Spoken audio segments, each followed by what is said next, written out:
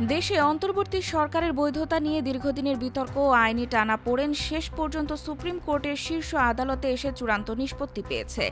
রাষ্ট্রপতির রেফারেন্স, আদালতের উপদেষ্টামূলক মতামত, গণ অভ্যুত্থানের পরবর্তী রাজনৈতিক পরিস্থিতি সবকিছু মিলিয়ে এই মামলাটি শুধু আইনি প্রশ্নই নয়, বরং রাষ্ট্রের সাংবিধানিক ধারাবাহিকতা কিভাবে সংকট মুহূর্তে বজায় থাকে সে নিয়েও গুরুত্বপূর্ণ দৃষ্টান্ত হয়ে দাঁড়ায়।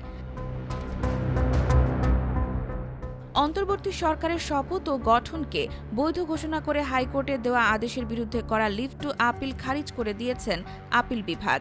বৃহস্পতিবার প্রধান বিচারপতি ড. সৈয়দ রেফাত আহমেদের নেতৃত্বে ৭ বিচারপতির পূর্ণাঙ্গ বেঞ্চ লিভ টু আপিল খারিজ করে হাইকোর্টের সিদ্ধান্ত বহাল রাখে। এর মাধ্যমে দেশের সর্বোচ্চ আদালত স্পষ্ট করে দিয়েছে যে রাষ্ট্রপতি সংবিধানের ১০৬ অনুচ্ছেদ অনুযায়ী ব্যতিক্রমী পরিস্থিতিতে সুপ্রিম কোর্টের উপদেষ্টামূলক মতামত নেওয়ার অধিকার রাখেন এবং সেই মতামতের ভিত্তিতে গঠিত অন্তর্বর্তীকালীন সরকার আইনি বৈধতা পেয়েছিল। আদালতে আপিলকারীর পক্ষ থেকে শুনানি করেন সিনিয়র আইনজীবী মোহাম্মদ মুহসিন রশিদ।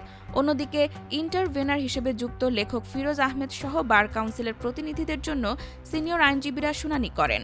রাষ্ট্রপক্ষে ছিলেন অ্যাটর্নি জেনারেল ও অতিরিক্ত অ্যাটর্নি জেনারেল। ২০২৪ সালের জুলাই-আগস্টের ছাত্র জনতার অভ্যুত্থানে আওয়ামী লীগ সরকারের পতনের পর রাষ্ট্রপতি সাংবিধানিক শূন্যতা পূরণে সুপ্রিম কোর্টের কাছে মতামত চান এবং আপিল বিভাগ জানায় রাষ্ট্রের জরুরি প্রয়োজনে রাষ্ট্রপতি প্রধান উপদেষ্টা ও উপদেষ্টাদের নিয়োগ ও শপথ করাতে পারবেন। সেই মতামতের ভিত্তিতেই ৮ আগস্ট অধ্যাপক মোহাম্মদ ইউনূসের নেতৃত্বে অন্তর্বর্তী সরকার গঠিত হয়।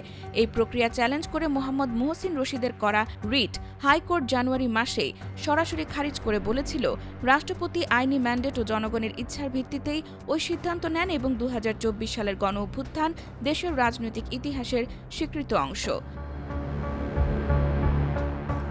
হাইকোর্টের সেই রায়কে চূড়ান্তভাবে বহাল রেখে আপিল বিভাগ জানালো, অন্তর্বর্তী সরকারের গঠন সংবিধান সম্মত এবং রাষ্ট্রপতির পদক্ষেপ আইনি ভিত্তির ওপর দাঁড়ানো।